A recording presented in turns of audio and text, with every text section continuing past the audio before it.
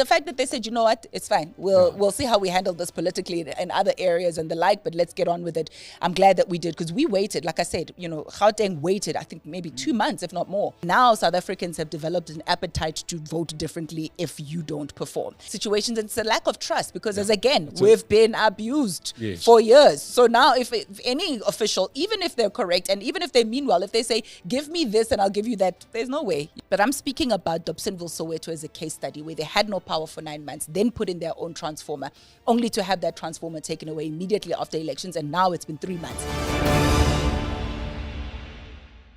Welcome to the State of the Nation. I'm your host, Mike Sham, and to get the admin out of the way, subscribe, like, tick, do all these kind of fancy things that make people in my office happy and keeps our channel growing, and support Pace Car Rental. They throw a few bucks our way to keep us on the air.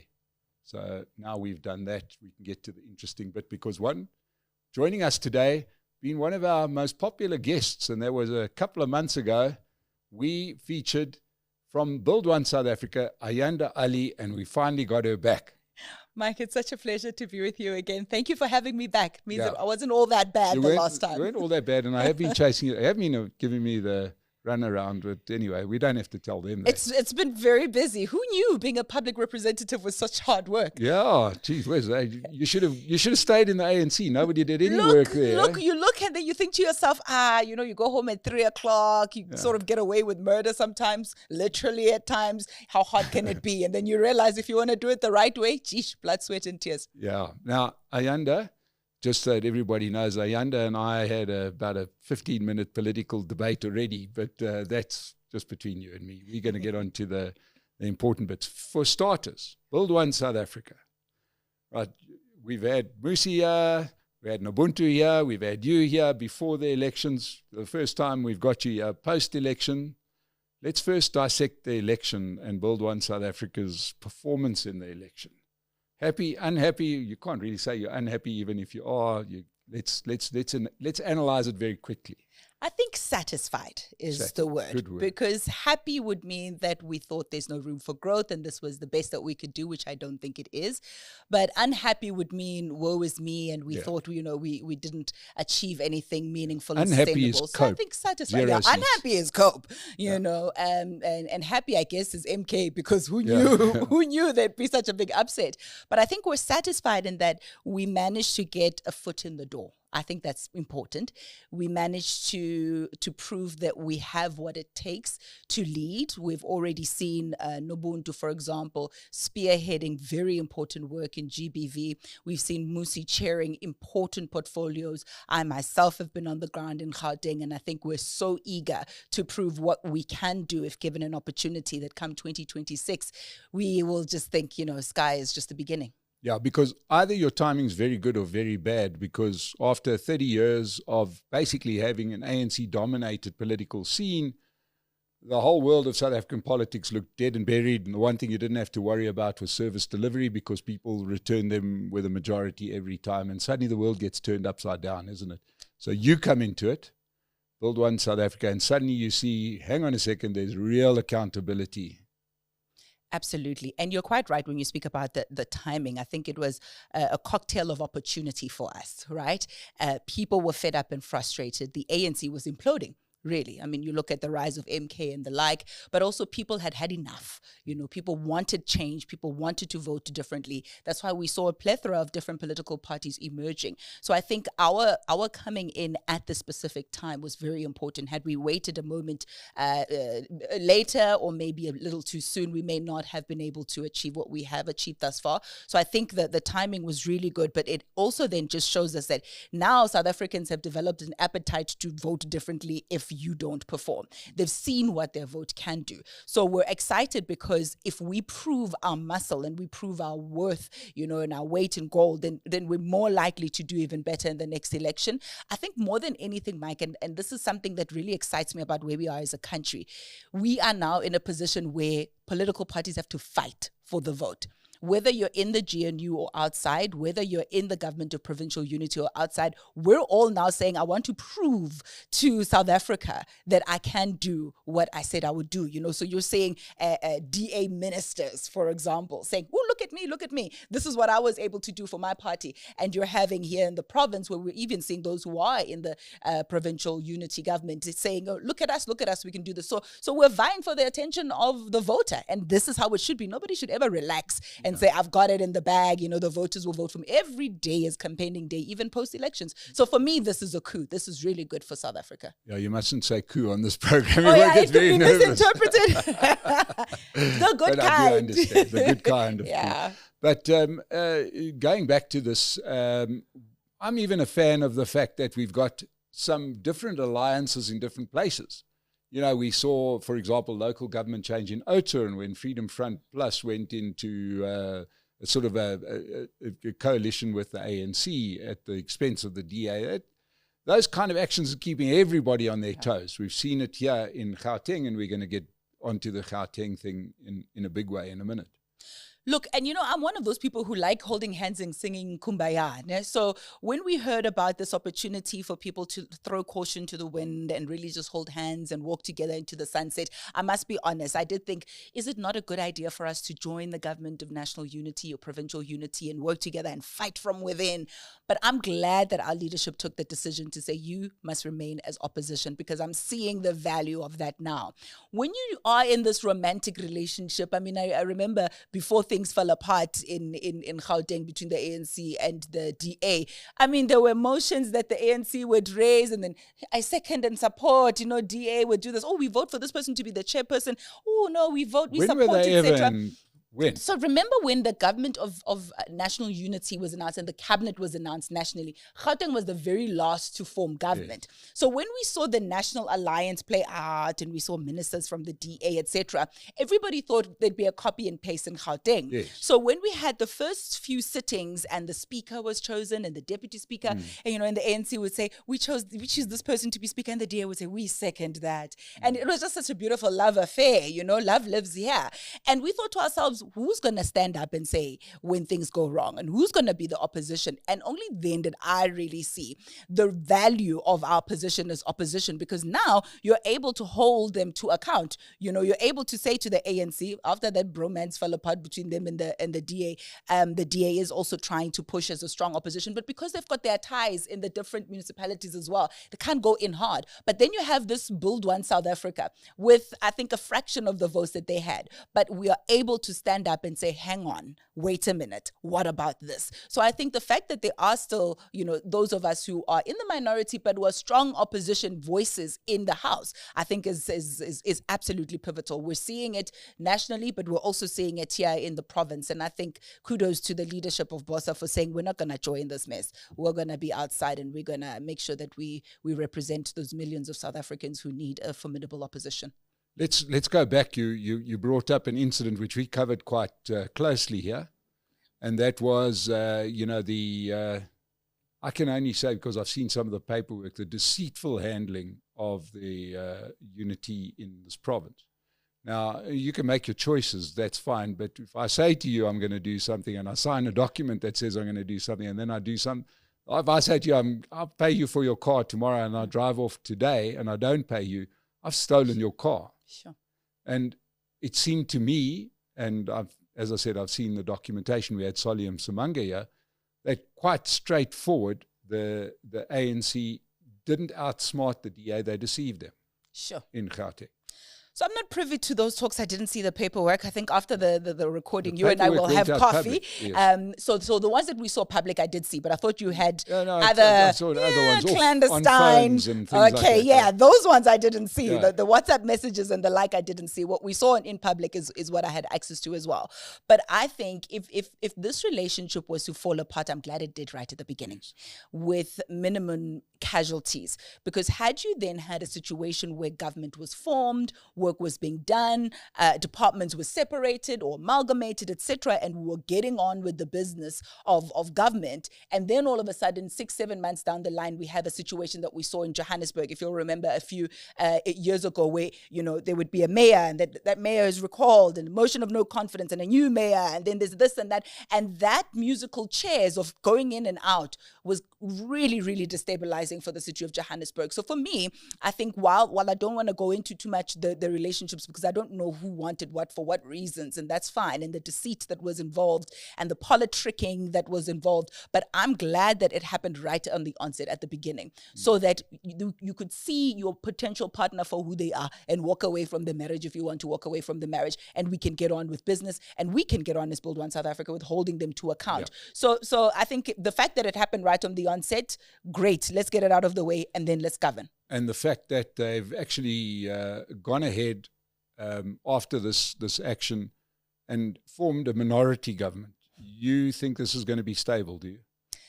Look, you can never say what it's going to look like in government. I mean, I could be sitting here right now and the conversations happening behind the scene that you and I are not privy to that will change the situation when I get back to work. So I don't know whether or not it will be a long-term solution. It seems to be stable right now. In the conversations that I'm having with some of the members of the legislature, they seem to be settling well. They seem to be getting on with it.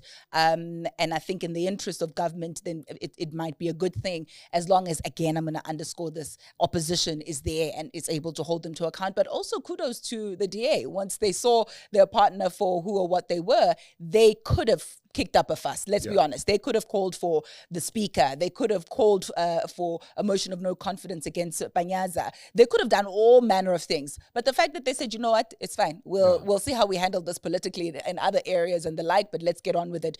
I'm glad that we did, because we waited. Like I said, you know, Gauteng waited, I think maybe 2 months, if not more, with us twiddling our thumbs, you know, not able to get on with the work of providing oversight to the executive, because there was no executive, you know, not able to have committee meetings and make sure that there's service delivery, because we didn't know how to form committees when there's no department, you know, that's there, and we don't know if they're going to be joined or separated, etc. So for me, the fact that we could get on with it is what mattered to me, because at the end of the day, people still need services, whether there's government or not.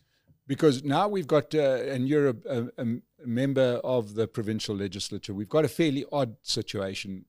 We used to have 10 portfolios and the Premier, so 11. Now we've got 10 portfolios plus 2 plus the Premier, 30. Right? So we have, for example, education was a standalone department. It's now education, sports, arts, culture, and recreation.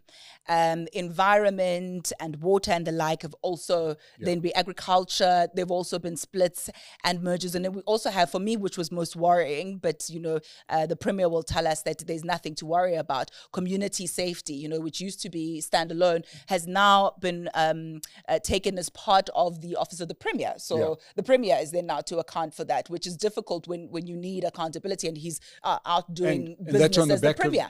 And that's on the back of him building up a militia. Well, yeah. At the cost. I haven't heard you say it's a militia. We call them Mama Panyaza, but yeah. It's a militia. I mean, it's a private army under his own control, right? Armed with the best vehicles in the whole of Gauteng. That they crash from time to time. They crash from time to time with T-shirts. It all looks particularly odd. But yet nobody knows what's going on because it's in his office, right? I think there's 3 other parties, smaller parties, they got what we could call bullshit portfolios, right? 97% of the budget's being held by the ANC within the provincial legislature. I can't see how this carries on.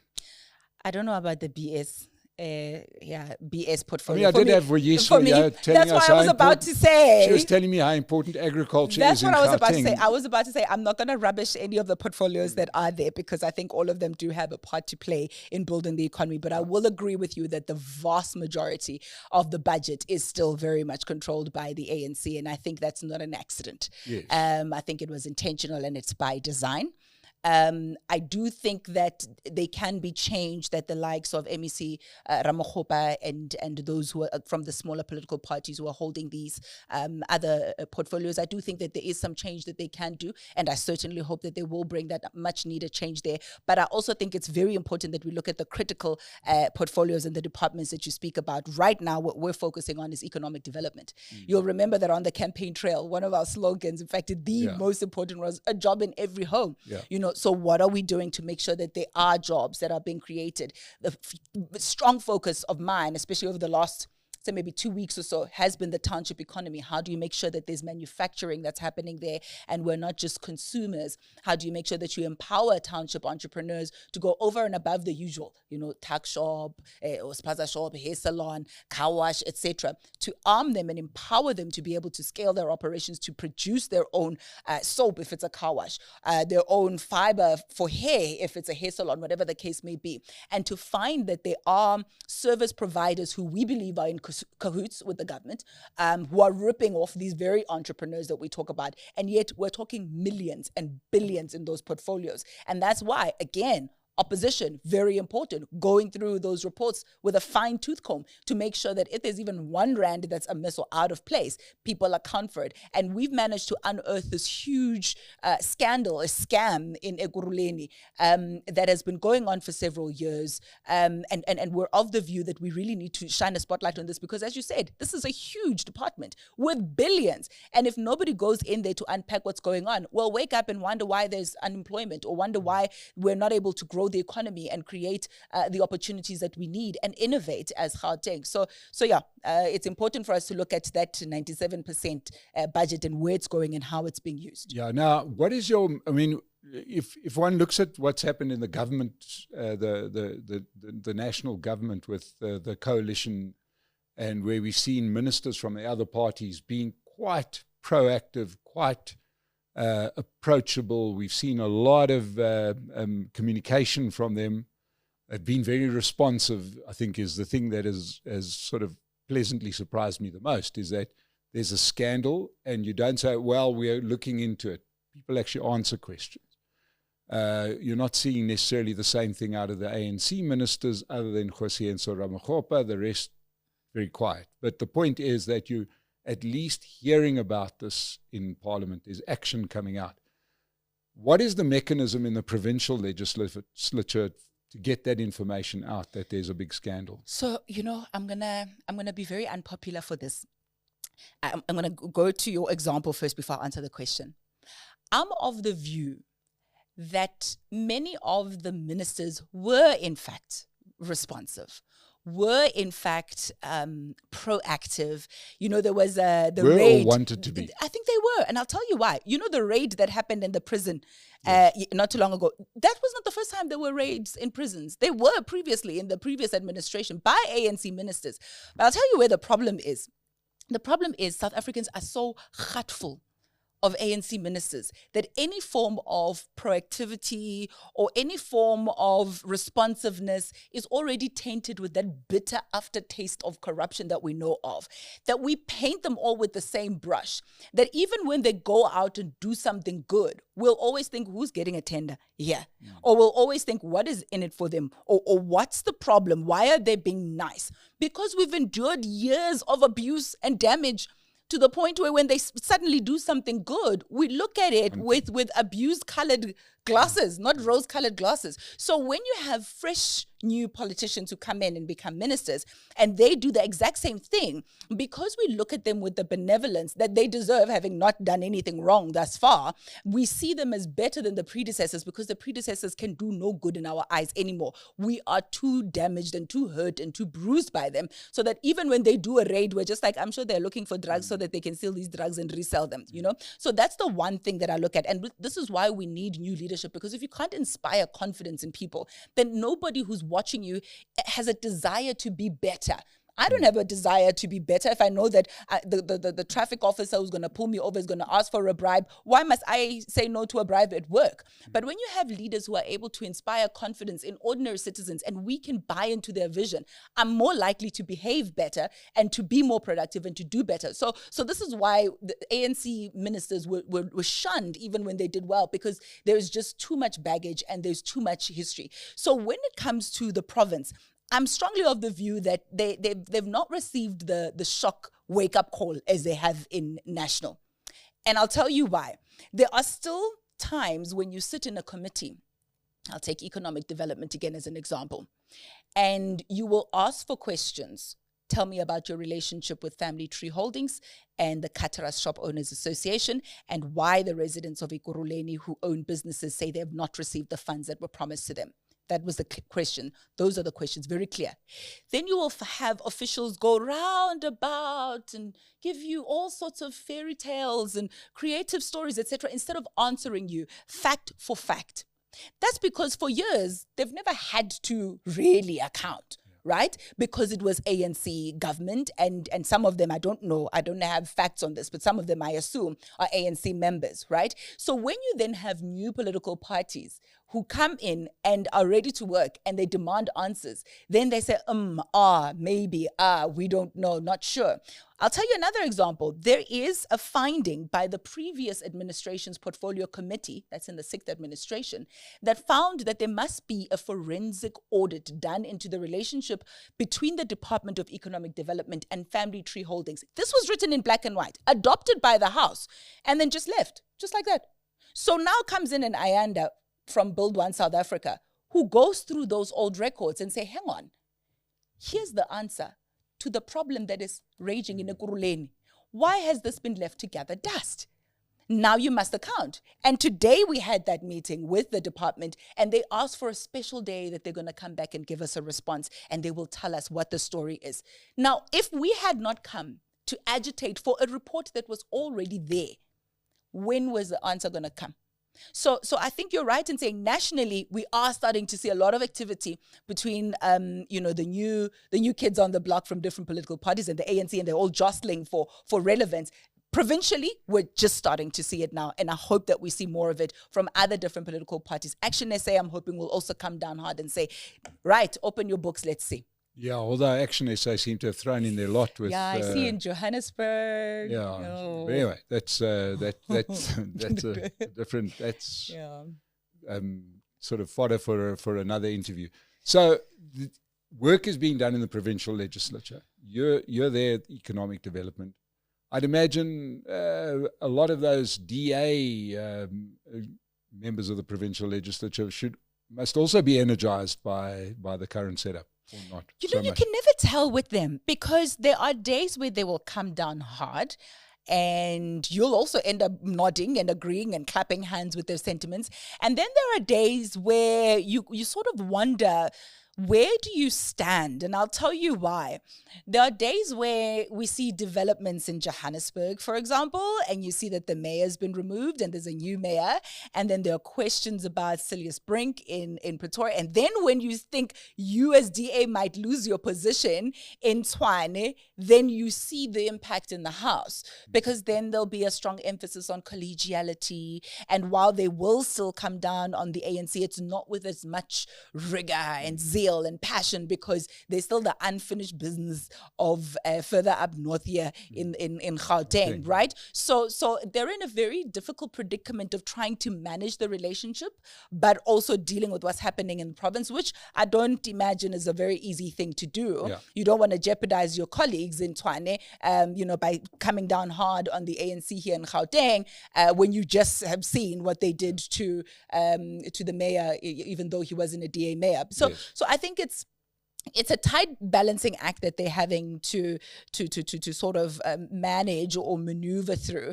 But they are, as I said, they are vocal when they need to be vocal, but you just don't know which DA you're going to find on which day. And of course, they have to manage a big, very delicate national picture as well. Absolutely. But the big question out of all of this is, and you weren't there in the 6th administration, so it's compared to what is, you can't answer. Do you feel it will lead to greater accountability? Or do you think that, because one would imagine it's harder to hide these skeletons that are clearly there? I do think it will lead to greater accountability. I think because even though the different political parties are trying to work together, the end game is to unseat the other in the next polls, be it local or even the next national elections. So they will play along, but they have strategies behind closed doors to show each other off, one-upmanship, and say, okay, we're working together, but we're better than these guys because we do 1, 2, and 3. They're not here because they want to win elections jointly in 2026 or 2029. So they will hold each other accountable if push comes to shove, I do believe. So questions will be asked, and I mean, if I can overstep my mandate a little bit and step outside of the province, if you look at the Bella, permission exactly. Oh, thank you so much. If you look at the education minister, wonderful job that she's doing, but they're going to be questions asked about Bella. She's going to have to nail her colors to the wall at some point. Yes. There are going to be tensions there. And on a number of different fronts. So I do think while they will work together, there's going to be greater accountability because ultimately you need to prove to your voter that we have not merged into one big lump. We still are the DA or we still are the ANC. And therefore they are going to call each other out when the other one steps out of line, which I think, again, is good for the South African. Yeah, it's going to be awkward when she has to answer to Bella, but can you imagine how awkward it's going to be when the ANC asks Minister Groenewald to give a sick note for Zizi Kodwa when he goes to jail? That's going to be really awkward, right? Sheesh. Fun times. Yeah. But, okay, so, we're seeing a lot happening and people are trying to get the attention of the voting public. We've got a local government election ahead of us, and all of these things are going to be factored in, the local government election. I mean, I do ascribe to the thinking that if I was the head of a political party, I wouldn't be racing to be mayor of Johannesburg right now, right? Or head of Gauteng, because my God, how do you fix up this shit show? I really don't understand. What your reputation can only be hurt, in my opinion, because it's so damaged. This will take 2 or 3 decades to fix up, I would imagine. So I can understand why parties are sort of not necessarily racing in to be part of this. But anyway, that's my own observation. I want to pick up on something that you speak about, and you speak about passionately, and I am passionate about it, and that's economic development, right? Because, I firmly believe that if Gauteng doesn't work, South Africa is not going to work, right? South Africa cannot be run from Cape Town, despite what NSFAS think, even though they've got fancy offices on the foreshore in Cape Town. This is a great hub that reaches like about, I don't know, the number's crazy, about 80% of the country quite closely from here, and services these other little vassal provinces in Mpumalanga, Limpopo, Northwest, etc., Free State, can be serviced from here. So Gauteng not doing well is not a good thing. But let's talk about the economic development, because I get sort of a mixed picture out of this. I've made this point before that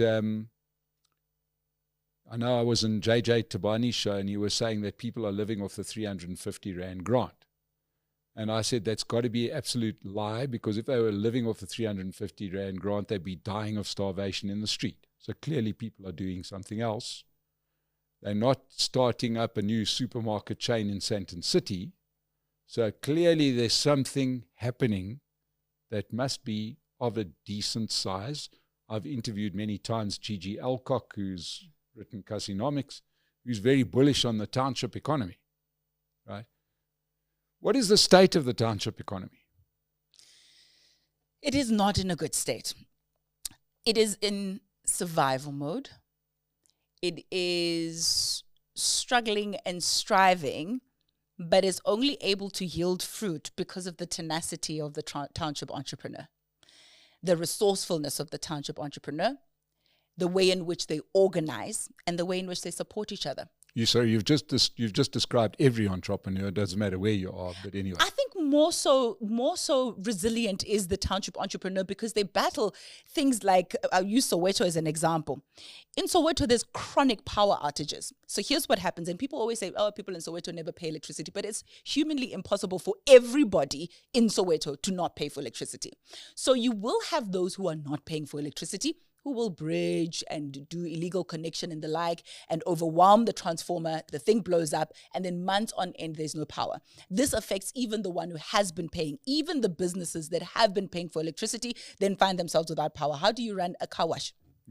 How do you vacuum the seats when there's no electricity? Yeah. How do you run a hair salon? How do you do blow drying of the hair and all of that when there's no electricity? Oh, how I don't do have you that cook? problem. With a few hair, or the hair that's left. How do you blow dry it? So how do you run a shisanyama? Yeah. You know, you can fry some of the things, but you cook the pap. How do you do all those things when there's no power? So they have to then innovate. They try different things. They club together. They do stock fells to buy stock. They try and put in their own transformer. True story. There was an area that went and bought their own transformer and illegally connected. And that's because push came to shove. 9 months without power. 9 months, back to back, every day, no power. Until the community came together and decided, I know, let's do this thing backdoor. And I'm not condoning that kind of behavior, but I'm saying they get pushed into that corner because those who are supposed to help them are not getting the help to them. Then we had Premier Lusufi, which I thought was a very noble thing that he did. On the campaign trail, he said, even though this is not our competency as provincial government, this is an ESCOM thing or a city of Joburg city power thing, but we will intervene. And we'll make sure that every single business will get prepaid meters and we're going to get transformers so everybody pays for electricity. Great. Everybody was excited. Everybody thought, this is it. Some successes were experienced. There are pockets where this has happened. But I'm speaking about Dobsonville, Soweto as a case study where they had no power for 9 months, then put in their own transformer, only to have that transformer taken away immediately after elections. And now it's been 3 months and they have no power after that. Where is Panyaza Lusufi? He's not been able to go there. I told him in one of the debates, I said, you're going to have bubbling undercurrents of unrest that will boil over into protest. And it's as if I was looking into a crystal ball because what happened? Over the last 2 or 3 days, we have been seeing protests, streets that have been blocked, vehicles that have been pelted with stones and rocks, and people who are not able to send their children to school and the like over something that could have been solved. You sit down with them, you sit with the community and with ESCOM, you find a solution. How do we put transformers back in there? How do we make people pay? Punish those who are not paying, like they do in the suburbs. In the suburbs, if you don't pay, to me, bad. They switch off that thing and too late for mama, sorry for you.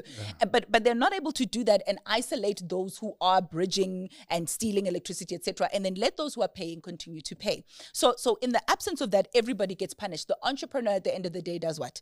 Sit in the street corner. There's nothing for me to do. I must now try and find creative ways of making money. And maybe that means robbing someone. Maybe that means doing these syndicates of making people pay for protection fees, going around saying, if you want me to look after you, you need to give me money. Those kind of things. Because nature doesn't allow a vacuum. In the absence of jobs, people will find ways to eat. Right? And that's not what people want to do because innately they are very industrious. They want to work. They want to do the right thing. So if they don't end up in a life of crime, a lot of them will go to drugs. And we're sending them to drugs because of this. So that's the situation in Soweto. And like I mentioned in Ekurhuleni, then you have, economic development saying, we're going to help you guys out. We're going to give you training. We'll give you stock. We'll give you funding. You're going to scale your operations. And then you find the middleman who goes and takes all that money that was supposed to be for the entrepreneurs, or they don't secure the funds or the stock, etc., and they leave them high and dry. So the state of the township economy is in survival mode. It literally is from hand to mouth. They're not able to scale their operations. They're not able to do the most that they can do and what they could do in terms of their potential. I mean, the township is huge, it's thriving. Township tours should be a dime a dozen. People going to Shisanyamas, people inventing your braai sauces and all of that, or even manufacturing braai stand, etc., owning the culture and then the means of production as well. We should be thriving. This country should have a strong contribution to the economy coming from the township, not subsistence from hand to mouth, that if the car wash doesn't open this week, there's no money. So yeah, for me, as far as I'm concerned, it is just getting by. But it is not even a fraction of its potential. It could be so much more if we really did have a caring government doing as they're supposed to and enabling them and creating an environment that's conducive towards the growth of the township economy. And of course, then we haven't even touched on formalizing those businesses. Exactly, precisely. Because that's obviously got to be on the agenda for the country, is if somebody is running, does get past those initial teething stages that you get to the point where I'm paying my license, I'm paying registered for VAT, etc. But everything is informal. This must be the only country where we've got a stack full of this great constitution and law books like this, but we disregard them. Yeah. And I suppose it's a political question, and nobody really wants to fix it up. Exactly. And I think for the entrepreneur, they're thinking, why should I register with SARS? Why should I open an account? Why should I do it? Because all of that is just going to take from me, right? I've not been given enough room to grow such that I can accommodate those fees, because I know that there's more coming in. So right now, I mean, it's like the taxi industry. If you tell them, register, do this, become formalized, etc., they perceive it as you want to take from me. But if you say, if you do that kind of thing, we're able to grow the pie bigger, and therefore what you receive is much more than what you'll be contributing to the state and to this economy. So it's one of those situations, and it's a lack of trust, because we've been abused for years. So now if any official, even if they're correct, and even if they mean well, if they say, give me this and I'll give you that, there's no way you're going to concede. You're like, I know you guys, you're taking me for a ride. Yeah, one could look at countries that have had that problem to a chronic degree. India springs to mind, where for 50 years nobody trusted that the government would spend the tax money wisely. And then what are you going to do when 1 billion people refuse to pay tax, which is exactly the state we are getting to. So, you've got a game on your hands, but you do have a relatively rich province. Right, I mean, there's kind of money here somewhere in Gauteng, but it's being purely abused. You said something earlier, and that is that people have to do something, and people did do something.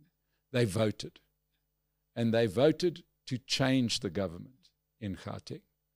Do you feel that the voters have been deceived by not getting the government to change? Sure. So they voted to change government, but it was not necessarily enough, because even though the ANC lost the majority, that vote that they received was enough to still give them an ability to play chess, right? And I think if they were truly hamstrung, we would be talking a completely different picture. But that's not to say that gradual decline is not still in motion, because I strongly believe it is. I don't think they'll recover from this. I think, in fact, they'll get worse even in the next elections.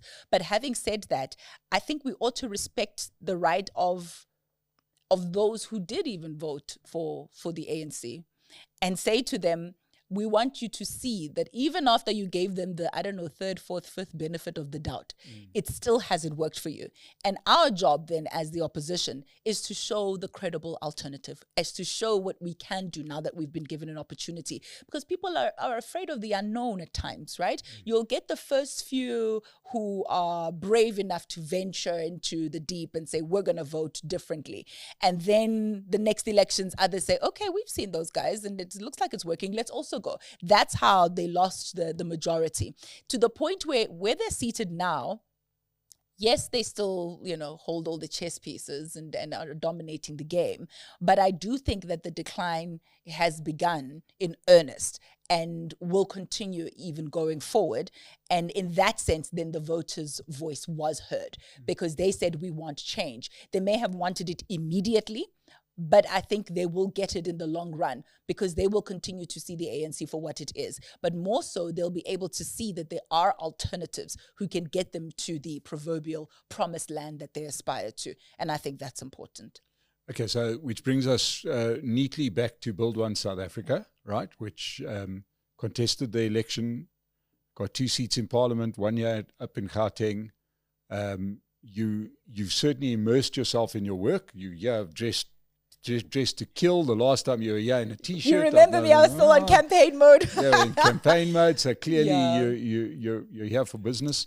Moosie's back in Parliament in a tent somewhere, apparently going to be one of these days. It sounds like a crazy arrangement. But, your party would have sat down, debriefed, discussed. Right, let us in on those discussions and the plans. Is it just you've taken a strong point of not being in the GNU, right, and not even being in the, taking, I presume, a seat would have been offered to you here in Gauteng, I presume. which you probably said no to, right? We presume. We presume. We presume. We presume.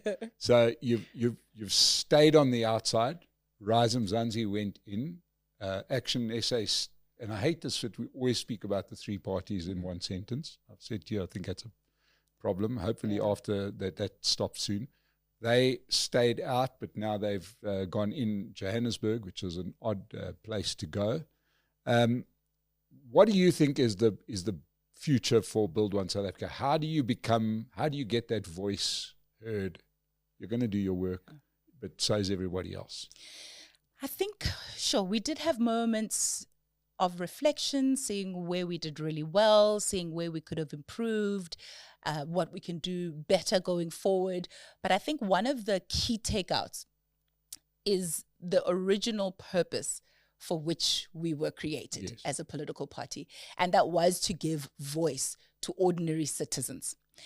Our format of having a candidate directly elected by the community to represent them in parliament or the legislature or in city council, as we're going to see in 2026, works. It works because it has the support base from those who feel Ayanda will represent us. And I've seen that work even post the elections, where the information that I have, that I bring to the table at the legislature, is fed to me by community members, is given to me by people on social media, is given me by people who felt we endorsed you to be in this position. Not any lekgotla. It was not any cabal that put you there. It was not a coalition of the wounded that got you in that position, but we did as ordinary citizens, and therefore we're entrusting you with this information. I mean, I'd love for you to see my inbox one day, on social media, literally where people will call and inbox you and send you voice notes and messages and say, here's what's going on in this section here. Please, can you fight this for us? Here's what's going here. Please, can you champion this for us? And that makes us a formidable force, even as one person in the legislature. I'm just alone. Musi and Nobuntu, it's the two of them there. But the impact that we've been able to achieve in a short amount of time is purely because we may sit as one, but we actually sit as 10,000. Millions of South Africans who give us the mandate, who say, come and fight for us here.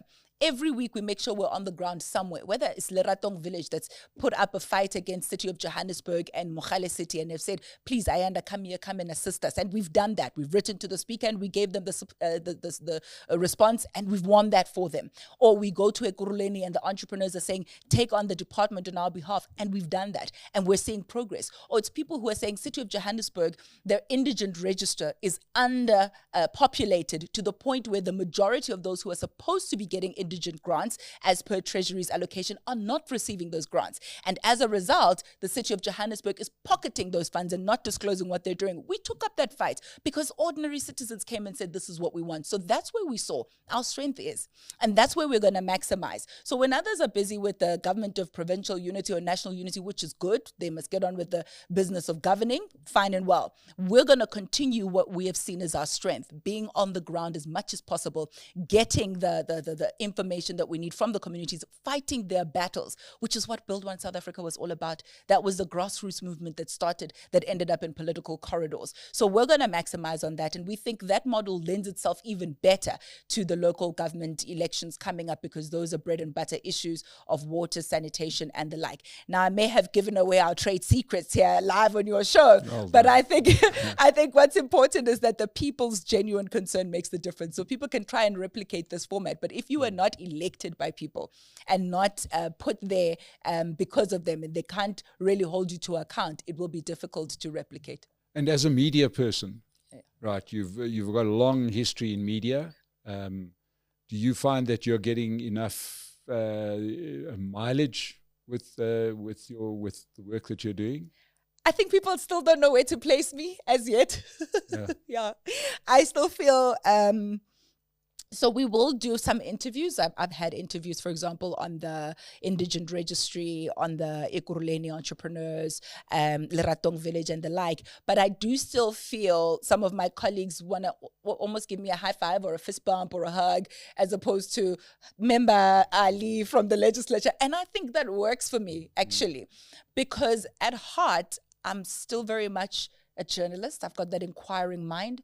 I'm still very much an activist. I have strong views. I'm very passionate about what I believe in. I'm still very much a community development practitioner. I want to be on the ground and get a sense of what people are going through. But I also want to agitate and knock on doors at the legislature and make sure that I ask those questions at the committee. So I think my background lends itself best to this role. So even though I don't get as much media attention as my boss, from time to time I'll say, Musi, come and join me. There's something that I'm doing here. And I know if I say, Musi, my money's there, they'll come through. But I think that's fine, because I'd rather have people still see me as one of them, you know, whether it's media or it's community workers. I mean, they still, and this is what I insist on, nobody will call Ayanda from legislature. They're still like, I, etc. And I'm just like, this is how I would have it be. They still call me by my nickname. I'm still very much one of them. They'll still be like, hold my bag for me. I just need to tie my shoelaces. That's how it's supposed to be. And you lead effectively if you're a servant leader. So I wouldn't have it any other way. Well, seeing as though you're a person that's not scared to ask for stuff, I'll leave you with one request, and that is Mission Impossible, I'll call it. If you could possibly get the Premier or Sizwe Pamla, one of those people, to answer my many requests for an interview, that would be great. I'm so tired of talking about him. I'd love to talk to him. Sure. To anybody out there is wondering why I don't speak to Panyaza Lesufi, I have run out. I can't even count the number of times I've sent invitations for him to be on the show. It would be great to have him here to put some of these questions to him. I don't know if we're best buddies anymore, but something that very few people know is the youth organization that I started in Soweto, Bukobami Youth Center, that's like 9 years old now, when we launched it in around 2015, etc. Panyaza Lesufi came to be one of those first few group of prominent figures to sort of give a blessing and to oversee the work we do with young people there. And along the years, I've done, MC work for them, etc. while I was a journalist. Now, I don't know if we're buddies. So I don't know if you'll take my calls. No. I've not tried. It's worth a try. I've not tried. But if I'm calling on your behalf, maybe then I have an excuse. I'll check whether or not we're still friends, and I'll just say hi. Mike says. Yeah. We do that. But really, ladies and gentlemen, these are the kind of public representatives we need. Ayanda, Ali, I love speaking to you. All the very best in your thankless work, and we'll keep getting updates from you along the way. And really, best of luck in the Gauteng legislature. This place really needs all the help it can get. But good luck with your work. Well done to Build One South Africa and what you achieved. And be great to see you guys doing well in some of the by-elections, and then as we build up to 2026. Thank you so much. Thank you for having me. It's always a pleasure. So thanks for coming. And to everybody that joined us today, thank you so much. Subscribe to the channel. We'll see you again on next time.